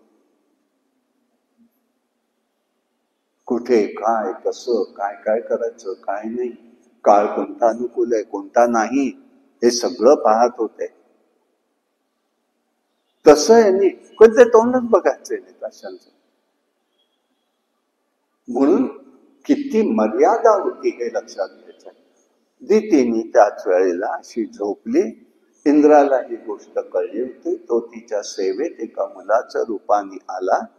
ती झोपली असताना त्यांनी तिच्या गर्भात सूक्ष्म रूपाने प्रवेश केला. गर्भाचे 7 तुकडे केले. 7 तुकड्यांचे पुन्हा ते रडायला लागलं की पुन्हा 1 तुकड्याचे 7 तुकडे केले आणि ते जन्माला आले. रडायला लागल्यावरती त्यांनी त्या ठिकाणी त्यांना इंद्राने पाजलेले मांदा. आणि मग त्याला त्या ठिकाणी असं झालं की देवत्वात देवाचा संघ घडल्यामुळे त्या देवत्वात आले. त्या 49 जणांना काहीतरी स्थान दिलं पाहिजे म्हणून मरुदगणांचं स्थान त्यांना दिलेलं आहे. अशा पद्धतीने उपासना करून सुद्धा कशी अवस्था येऊ शकते. म्हणून आम्हाला आमच्या उपासनेमध्ये यश येत नाही. याचं कारण आचरण सुद्धा आहे. कोणतंही कसंही करून चालत नाही, त्याला मर्यादा आहे. त्याचप्रमाणे धर्मशास्त्रांनी सांगून ठेवलेलं आहे त्याचप्रमाणे करायचं. मग ती कोणतं व्रत करत होती राजा परीक्षितांनी विचारलेलं आहे. तेव्हा त्यांनी सांगितलं आम्ही पुंसवन विधी म्हणजे विष्णू उपासना आहे, मार्गशीर्ष शुक्ल पक्षामध्ये करायचं आहे, अभ्यंग करायचा आहे. काही न बघता लक्ष्मी नारायणाची पूजा करायची, षोडशोपचार पूजा आहे. अग्नीला त्या ठिकाणी 12 आहुती अर्पण करायच्या आहेत. ओम नमो भगवते वासुदेवाचा जप करायचा. तो प्रसाद अर्पण करायचा आहे. दुधात शिजवलेला भात असतो, मुंगायचा, भगवंताची पूजा करायची. आणि मग पत्नीला काही कारणाने हे जमलं नाही तर पतीने ते व्रत केलं पाहिजे. त्यामुळे घरात ऐश्वर यश आणि पुत्र प्राप्ती होत असते, दारिद्र्य नाही सो होतं. अशा प्रकाराने त्यांनी हे सगळं त्यांना सांगितलेलं आहे. असं हे पंचवन व्रत सांगितलं. आता राजा परीक्षिताच्या मनामध्ये आलं, सुंदर नारळ आणलाय. राजा परीक्षिताच्या मनामध्ये आलेलं आहे, समप्रियम सरुदम भूताना भगवान स्वयं इंद्रस्यार्थे कथम दैत्या विद्वेषे यथा. का हो म्हणाले, मला आतापर्यंत असं दिसतंय की समदृष्टी ठेवणारा हा परमात्मा दैत्यांचा सारखा वध का करतो. हे काही बरोबर आहे का? पक्षपाती आहे, जगात विषमता दिसते, पण देवांवर सदैव अनुग्रह दैत्यांवर निग्रह, हा समभाव म्हणायचा का? अशा प्रकाराने म्हणाले. तेव्हा शुकाचार्य महाराज म्हणतायत, साधु पुष्टम महाराज हरेश्चरित्र अद्भुतम यत्र भागवत महात्म्यम भगवत भक्ती वर्धनम.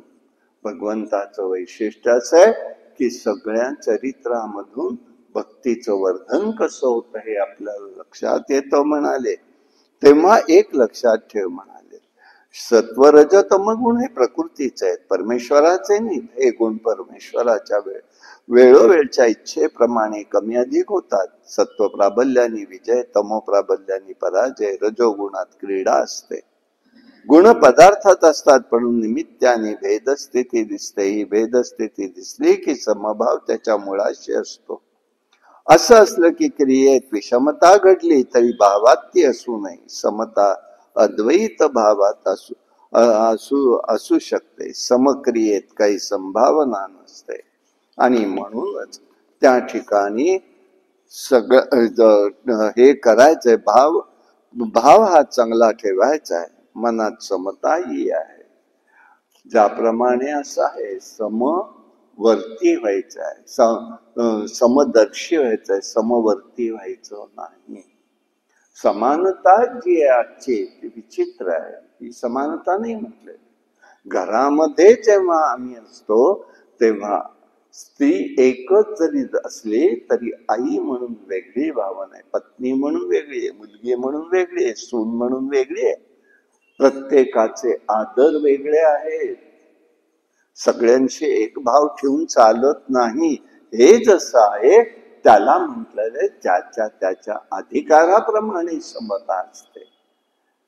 अधिकाराप्रमाणे असते त्याला समता म्हटलेलं आहे.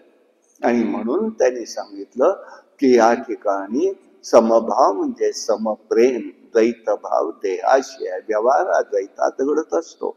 भाव भावनेचं क्षेत्र अद्वैत असलं पाहिजे. आणि म्हणूनच त्यांनी या ठिकाणी सांगितलेलं आहे भगवंताशी नातं जुळलं पाहिजे. गोप्यात कामात कंसो द्वेषाचा अद्य दयोन नृपा संबंधात वृष्णया स्नेहात यम भक्तवयम विभो.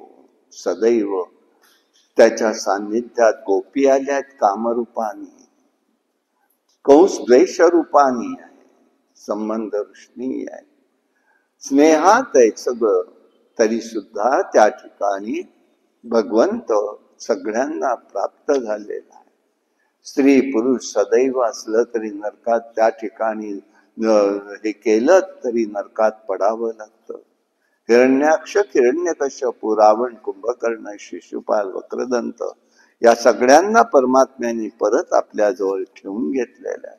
हिरण्याक्षकाचा म्हणाले वध झाल्यानंतर त्याची पत्नी, त्याच्या पत्नी वगैरे सगळे रडत होते. त्याच वेळेला सगळ्यांना समजून सांगण्याचा प्रयत्न हिरण्यकश्यपू करतोय, पण कोणी ऐकत नाहीयेत. त्यावेळेला तिथे एक लहान मुलगा आला आणि तो लहान मुलगा या सगळ्यांना उपदेश करतोय. तुम्ही माझ्यापेक्षा वयाने मोठ्या कशासाठी रडताय? अहो म्हणाले, वनात राहून आम्ही चिंता करत नाही, म्हणजे गर्भात सुद्धा रक्षण करणारा परमात्मा असतो. परमात्म्यावर तुमचा काही विश्वास नाहीये का? उत्पत्ती, स्थिती, लय हे तो करत असतो. दैव अनुकूल असेल तर अनाथ मनुष्य सुद्धा जिवंत राहतो, पण दैव प्रतिकूल असेल तर ठेच लागून सुद्धा जातो. जीव आपल्या कर्माचं फळ भोगत असतो. निरनिराळे जन्म घेतो सोडतो. पाण्याचे बुडबुडे जसे असतात तसे पंचमहाभूतांचा हा देह कालांतराने नष्ट होत असतो. आत्मचैतन्य जात नाही. अशा पद्धतीने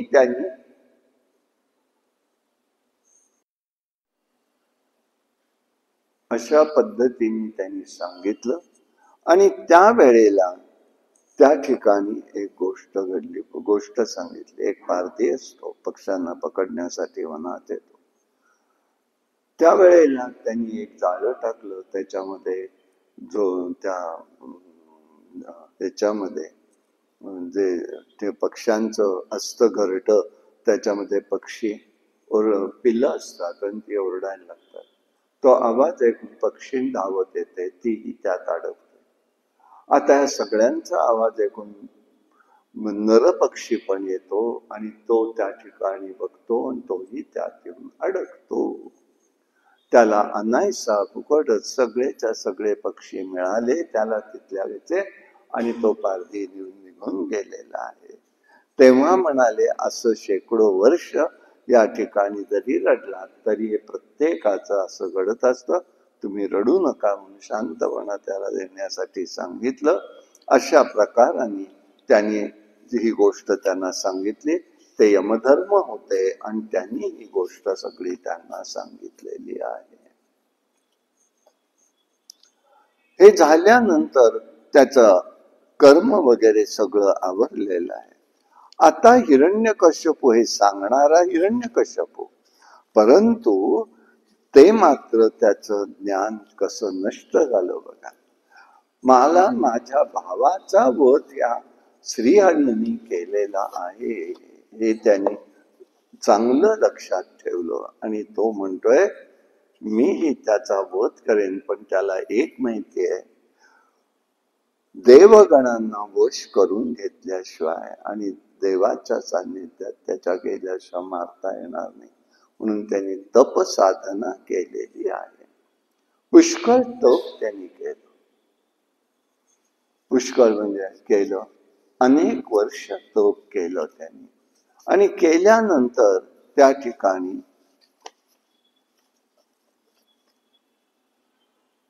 तप केल्यानंतर तिथे आणि पंचाग्नी साधन केलेलं आहे. तपस्या केली, खडतर तप केलं, तपोबल वाढलं. ब्रह्मदेव त्याला वर देण्यासाठी आले.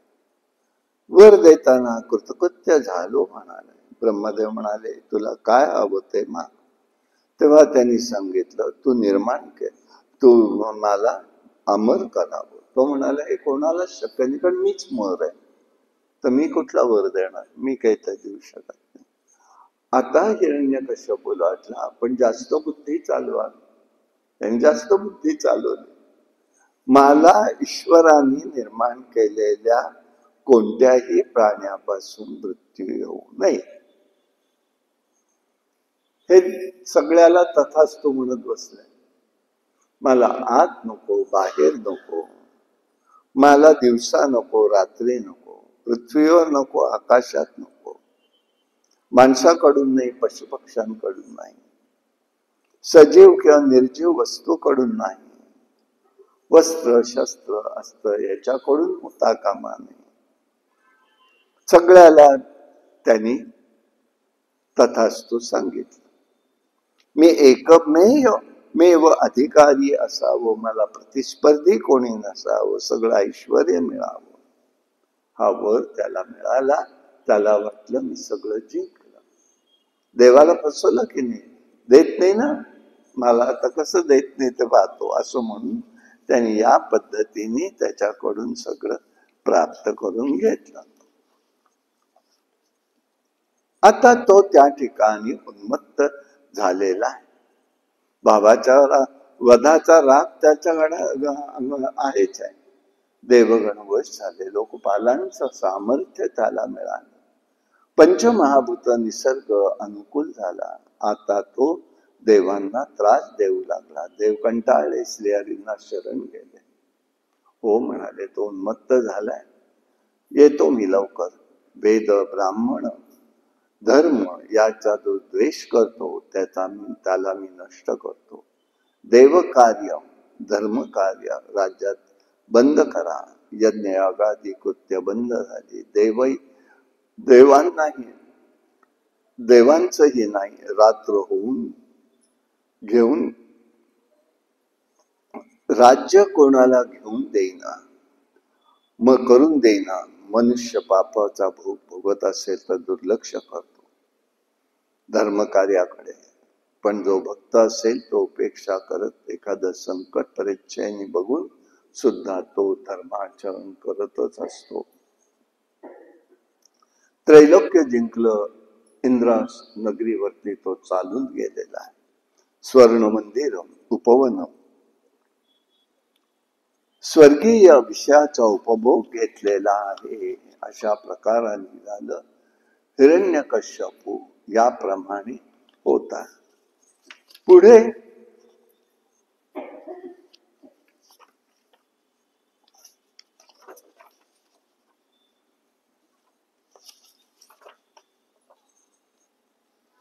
त्यांनी यज्ञागादी कर्म केलं. शुक्राचार्यांनी त्याला सगळं काही दिलं. सगळीकडे सत्ता स्वतःची त्यांनी प्रस्थापित केली.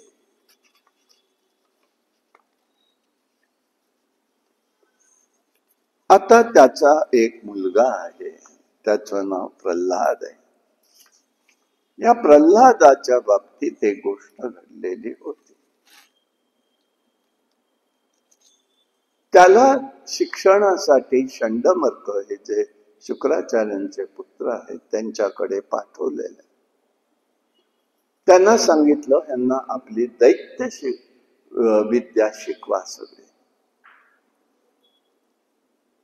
अशा प्रकारांनी सांगितल्या आपली दैत्य नीतीशास्त्र त्याला शिकवा.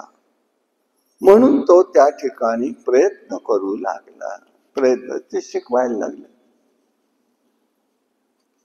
पण याचं लक्ष नाही. एक दिवस त्याला बोलवलं, विचारलं वडिलांनी, काय रे काय करतोयस, काय शिकलास? म्हणाले मी बघतोय इथे सगळं.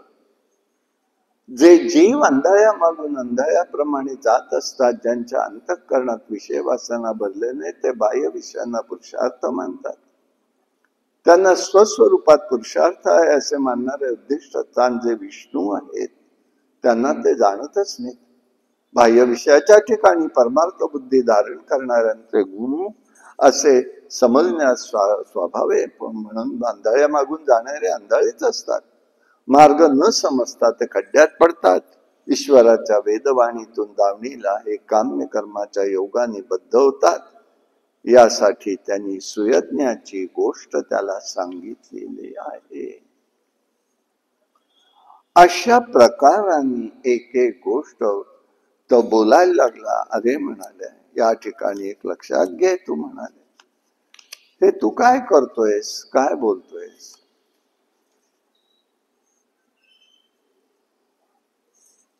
नीती पाठ शिकवणं भेदबुद्धीचं शिक्षण मिळालं का? अहो परमेश्वर प्रसन्न असतो तर अविवेकी बुद्धी नष्ट होते. म्हणून ईश्वराकडे लोहचुंबकासारखं जात असतो. बुद्धिभेद निर्माण होत असतो. त्यांनी परत एकदा बोलवलं, विचारलं त्याला, वत्स प्रल्हाद भद्रम ते सत्यम कथयमामृषा बाल नीती कुचच अभेक्षणम बुद्धी विपर्यस. बाळा तुझं कल्याण असो. वेदबुद्धीचं शिक्षण तुला काही मिळालं का नाही? हे काय गुरुंनी तुला शिकवलं का? म्हणाले काय शिकवलं? त्या शिकवण्याचं म्हणे गुरुंनी. आता गुरु कोण त्याला माहितीये, याला माहिती नाही. श्रवणम कीर्तनम अर्चनम दास्यम या भक्ती त्यांनी सांगितल्या नवविधा. राजाला राग आला. म्हणून तुमचं लक्ष कुठे आहे गुरुजी? हे काय शिकला? माहित नाही, मी काय असं शिकवलं नाहीच आहे म्हणाले. जा लक्ष द्या नीट त्याच्याकडे. अशा पद्धतीने सांगितलं. आणि आता विचित्रच घडलं. आता त्यांनी बरोबरच्या मुलांनाही सगळ्यांना ईश्वराचा उपदेश केला. मित्र हो, नाना प्रकारचे विकार उत्पन्न होण्यास समर्थ असलेल्या काळाच्या योगाने वृक्षाच्या फळांमध्ये जसं उत्पन्न होतं, असणं, वाढणं, परिणाम होणं हे घडतं, 6 विकार असतात. त्याप्रमाणे आत्मा नित्य, अक्षय, शून्य, शुद्ध, बुद्ध, शरीर आदी ज्ञाता, सर्वांचा आश्चर्यबुद्ध अशा प्रकाराने असतो. आत्मानात्म विवेक उत्पन्न करण्याचं सामर्थ्य असलं पाहिजे. तेव्हा तुम्ही या भेदबुद्धीचा त्याग करा, मोहजन बुद्धीचा त्याग करा. पृथ्वी, मूल प्रकृती, महत्त्व, अहंकार, शब्द, स्पर्श, रूपरस, गंध या 8 प्रकृती आहेत. सत्व, रज, तम 3 गुण आहेत.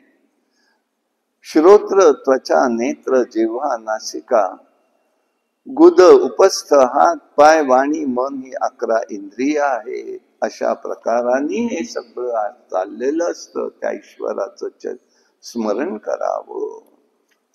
अशा प्रकाराने हेही झालं सांगून. आता ती सगळीच मुलं मुली श्रीना भगवंताचं स्मरण करू लागली. घाबरत धावत पळत हे लोक राजाकडे गेलेली आहेत. राजा परीक्षित विचारतो, हा दैत्य पुत्र आहे आणि हा अशा पद्धतीने कसं करतोय? त्याच्यावर तो देवाचं नाव कसं घ्यायला लागला? तेव्हा त्यांनी सांगितलं, ज्या वेळेला हिरण्यकश्यपू तप करायला गेलेला आहे त्यावेळेला त्याची पत्नी कयाधू हिला इंद्र पकडून नेत होता. ती गर्भवती होती. नारदांनी पाहिलं, तिला हा घेऊन जातो. तो म्हणा, शत्रू स्त्री असली तरी तिला हे करायचं नाही, तू न्यायचं नाही, हे करतोय तर बरोबर नाही. अरे शत्रू असले म्हणून काय झालं, सगळं हिच्या पतीने आपलं घेतलेलं आहे, असू देत म्हणाली, तिचा पती इथे नाहीये. तेव्हा ती आणि त्याच्यात ती गर्भवती आहे, तेव्हा तू नेऊ नको. तुला भीती वाटते ना, माझ्या आश्रमात ठेवून दे, ती काही करणार नाही याची दक्षता मी घेतो. मग इंद्राला ते पटलं, त्यानं तिथे ठेवलं. आता तिच्या मनावर, देहावरती आश्रमाचा संस्कार घडला. हा संस्कार पर्यायाने गर्भावरतीही झाला. ओम नमो भगवते वासुदेवाय हा मंत्र मिळाला. तिलाही आश्चर्य वाटलं, तिच्यातही परिवर्तन झालं, मुलगा झाला. त्यालाही अनुग्रह नारदांचा प्राप्त झाला. त्याच्यामुळे तो ईश्वरनिष्ठ झालेला आहे. हा ज्ञानोपदेश त्यांना मिळालेला आहे. अशा प्रकाराने झाल्यानंतर त्या ठिकाणी त्यांनी बघितलं, इकडे काय रे, काय म्हणे, असं असं झालंय. मग त्याला त्यांनी अनेक प्रकारच्या शिक्षा केलेल्या आहेत. हत्ती पायाखाली देणं, विष देणं, नागांच्या मध्ये टाकणं, कड्यावरनं ढकलून देणं, पण काही होईना. एक शिक्षा दिलेली आहे, पण ती आत आलेली नाही, ती दुसरीकडे आलेली आहे. आणि ती अशी आहे की फाल्गुन पौर्णिमेला हिरण्यकश्यपूची एक जी बहीण आहे, तिचं नाव आहे होलिका. त्या होलिकेला अग्निनारायण प्रसन्न होता. म्हणून ती काय म्हणाली, तू इतके प्रयत्न केले त्याला मारायचे, ती मारली गेली नाही, आता तिला माझ्या मांडीवरती मी त्याला घेते, तू भोवती माझ्या अग्नी लावून टाक, म्हणजे होळी कर थोडक्यात. त्यात तो जळून जाईल, मला काही अग्नी करणार नाही. हा भगवंताचं स्मरण करत तिच्या मांडीवर बसला. हे तिन्ही संध्येला झालं. म्हणून त्या दिवसाचं नाव होळी पौर्णिमा झालं. पण हुताशनी पौर्णिमा म्हणतात. ती हुताशनी पौर्णिमा म्हणजे असं आहे, दुपारी 12 वाजता करायची असते फक्त ती होळी. ती वेदोक्त होळी आहे. हे असं नाहीये, ही दैत्यांची होळी झाली म्हणून संध्याकाळी करायची नसते. दैत्यांनीच फक्त करायचे असते. आणि मग तिथे त्यांनी ते केलं तर तो जिवंत राहिला, ती गेली. हिरण्यकश्यप आधी चिडला, म्हणायला बोलवलं, काय बाबा, कुठे आहे तुझा श्रीहरी? सर्वत्र आहे. कुठे सर्वत्र म्हणजे सर्वत्र आहे, तुम्ही म्हणाल तिथे येतो. जरी स्थळी काष्टे पाषाणी आहे. मग त्यांनी तिथे सांगितलं, अहो तो या खांबात आहे का म्हणाला. या खांबात तो आहे का? तेव्हा त्यांनी सांगितलं, हो आहे, कारण त्याला सर्वत्र भगवंत दिसत होते. आणि जेव्हा तो खांबात आहे म्हणाला, तेव्हा खांबावरती त्यांनी एकदम गदा मारलेली आहे. त्या गदा मारल्याबरोबर त्याच्यातनं भगवान नरसिंह प्रगट झाले. भगवान नरसिंह महाराज की जय. आणि ते केल्याबरोबर तिथे नरसिंह उग्र रूप पाहिलेलं आहे. अतिशय उग्र रूप होतं, विलक्षण आहे. जीभ लवलवत होती, डोळ्यातून अंगारे बाहेर पडत होते, दात तीक्ष्ण होते. आणि मग त्या ठिकाणी एकदम घाबरलीत सगळीच लोक. ध्रुव प्रल्हादचे बघत राहिले, डोळ्यातनं अश्रू झाला. देवा, माझ्यासाठी तुला हे उग्र रूप घ्यावं लागलं, काय करायचं? आणि मग तो रडतोय, परंतु इकडे मात्र नरसिंहांनी त्याला धरलेला आहे. आणि चौकटीवरती बसलेले कोंबे आणि तिथे त्याला मांडीवरती घेतलेलं आहे. ज्या अटी सगळ्या आहेत त्या त्यांनी पालन केल्या. दिवसा नको, रात्री नको, संध्याकाळी. देवानी निर्माण केलेल्या सृष्टीतनं नको, भगवंतच ते रूप घेऊन आलेले आहेत. एक धड नरही नाही तर धड पशु पण नाही, नरसिंह रूप आहे. महाविलक्षण रूप त्यांना समोर दिसत आहे. त्यांनी ते घेतलं, त्याला ओढत ओढत नेलं, मांडीवरती घेतलं. हा वस्त्र शस्त्र कशाने नेलं? नखांनी त्यांनी त्याचं पोट विदारण केलं आणि भगवान नरसिंहांनी हिरण्यकश्यपूचा वध केलेला आहे.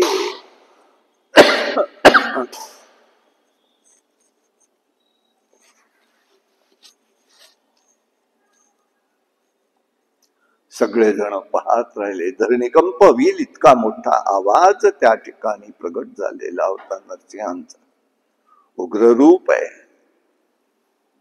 त्यावेळेला तिथे त्यांनी बघितलं. सगळ्यांनी, सगळेजण अवाक झाले.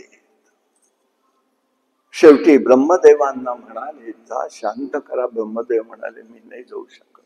लक्ष्मी देवींना सांगितलं, आपण जा. नाही म्हणाले, एवढी रूप झाली पण हे एवढं विलक्षण रूप नाही बा, मी पण नाही जाणार. हे करता करता ते म्हणाले, देव भक्तासाठी आलेले, भक्तामुळे शांत होतील. प्रल्हादाला विनंती केली, जा बाबा तू. तो पुढे गेलेला, हात जोडलेले.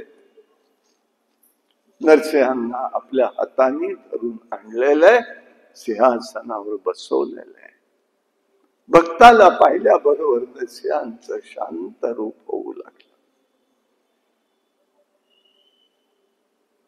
मग भगवंत म्हणाले, ब्रह्मदेवा तुम्ही आता हे म्हणताय, वर देताना विचार करायला नको होता का? तुमच्या वरामुळे मला हे रूप घ्यावं लागलं. मग ब्रह्मदेवांनी स्तुती केली, सगळ्या लोकांनी केली. हे प्रभो, आपण अनादि अनंत आहात. आपल्या शक्तीला कोणालाही अंतशक्तीचा अंत नाही. आपण सदैव अद्भुत आणि पवित्र कर्म करत असता. आपणच उत्पत्ती स्थिती लय करता. आपण निर्विकारी आहात. मी आपल्याला नमस्कार करतो. रुद्र म्हणते, आता क्रोध धारण करून आपल्या दैत्याला, आपण दैत्याला मारलंय. त्याचा मुलगा शरण आलाय. प्रभो शांत व्हा, भक्तांचं रक्षण करावं. इंद्र म्हणाला, भक्तांनी भक्ती केल्याशिवाय आपण प्रसन्न होत नाही. भक्ताला कधीही त्रास वाटत नाही, व्हावा असं वाटत नाही आपल्याला. ऋषी, प्रजापती, पितर, गंधर्व, सिद्ध, चाणर, विद्याधर, यक्ष, नाग, किंपुरुष, मन आणि किन्नर, मनु आणि किन्नर, पार्षद या सगळ्यांनी त्या ठिकाणी स्तुती केली. सगळ्यात शेवटी जर पाहिलं तर एक स्तुती जी केली ती प्रल्हादांनी केली. भावपूर्ण स्तुती आहे. अमिनश नेत्रांनी भगवंता पाहताय. भाव समाधीत एकाग्र झालेला आहे. प्रेम आणि सद्गतीत वाणीने नरसिंहांची स्तुती केली. हे भगवंता, मी असुर योनीत आलो खरा, तुम्ही मजवर संतुष्ट व्हाल का? मला वाटतं धन, कुरूपता, कुलीनता, रूप, तप, विद्या, तेज, ओज, प्रभाव, बल, पौरुष, बुद्धी आणि योग हे सर्व गुण भगवंताला संतुष्ट करण्यास पुरेसे नाही. आपण भक्तीने मात्र गजेंद्राला संतुष्ट केलं. आपलं मन, वाणी, कर्म, धन आणि प्राण आपल्याला समर्पण करीत आहे. भक्त भगवंताचा जो जो सन्मान करतो तो परत त्याला प्राप्त होतो. मी अविद्येने या संसार चक्रात सापडलो होतो, पण तुमचा महिमा गायल्याने जीव तात्काळ पवित्र होतो. भगवान, आपण सत्वगुणाचे आश्रय आहात.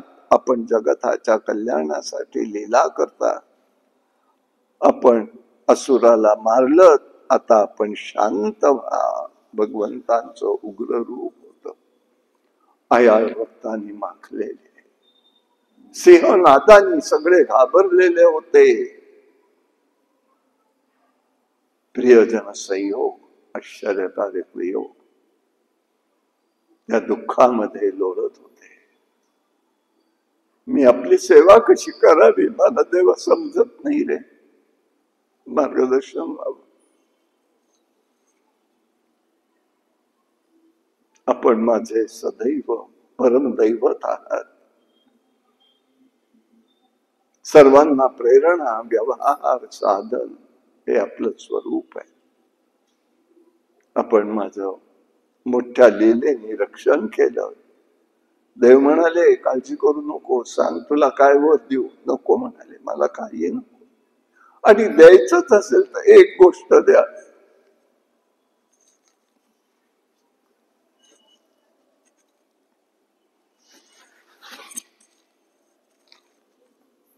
माझ्या मनामध्ये कोणत्याही प्रकारच्या वासना निर्माण होणार नाही. आणि ज्या पित्यामुळे तुम्हाला यावं लागलं, ज्यांनी द्वेष केला, त्यांना मात्र आपण मुक्ती द्या.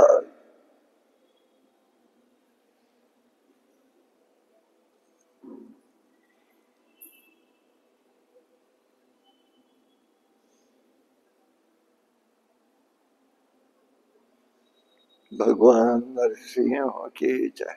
अशा प्रकाराने भगवान नरसिंहांनी हिरण्यकश्यपूचा वध केलेला आहे. लक्षात घ्यायचं आहे, हे सगळं त्या भगवंताची लीला आणि स्वरूप आहे. आता उद्याही आपण 3 वाजता जाऊ. परवाच्या दिवशी मात्र रस्ते बंद असल्यामुळे आपण सकाळी 9 वाजता जमूया परवाच्या दिवशी. कारण रस्ते संध्याकाळी बंद होतील, सगळ्यांना जाणं अवघड होईल. आणि मग अलीकडल्या परिस्थितीत आपल्यालाही सगळ्यांना अवघड होतं. तर तेवढं म्हटलं उद्या परवाच्या दिवशी आपला भगवंताचं उद्या 8वा आणि 9वा स्कंद आहे. परवाच्या 5 तारखेला शुक्रवारी सकाळी 9 वाजता घेणार आपण. त्या दिवशी जन्म आहे भगवंताचा, पूर्वार्थ आहे. जितका होईल तेवढा करू, कारण त्या परवानगीचा विषय राहतो. उरलेला भाग आपण अनंत चतुर्दशीला मिरवणुकीला बंद आहे आपलं, त्या दिवशी होणार नाही. कारण येता जाताच येत नाही ना लोकांना, आणि मलाही येणं अवघड आहे सगळ्यांना. मग त्या दिवशी अनाध्याय घेणार आहोत आणि त्याच्या दुसऱ्या दिवशी मात्र आपण सगळं तो दिवस होईल. आणि नंतर त्याच्या पुढल्या दिवशी पुन्हा तसं 3 वाजता होईल. दोन्ही दिवशी पुढचे 3 वाजता. कायेन वाचा मनसेंद्रिये वा बुद्ध्यात्मना वा प्रकृती स्वभाव करोमि यद्यं सकलं परस्मै नारायणाय समर्पयामि. हरि ओम तत्सत्. श्री कृष्ण गोविंद हरे मुरारे. हे नाथ नारायण वासुदेव. प्रद्युम्न दामोदर विश्वनाथ मुकुंद विष्णु भगवन् श्री कृष्ण गोविंद हरे मुरारे. हे नाथ नारायण प्रद्युम्न दामोदर विश्वनाथ मुकुंद विष्णु भगवन् पुंडलीक वरदाहरी विठ्ठल श्री ज्ञानदेव तुका. अवधूत चिंतन श्री गुरुदेव दत्त भगवान गोपाल कृष्ण. जय जय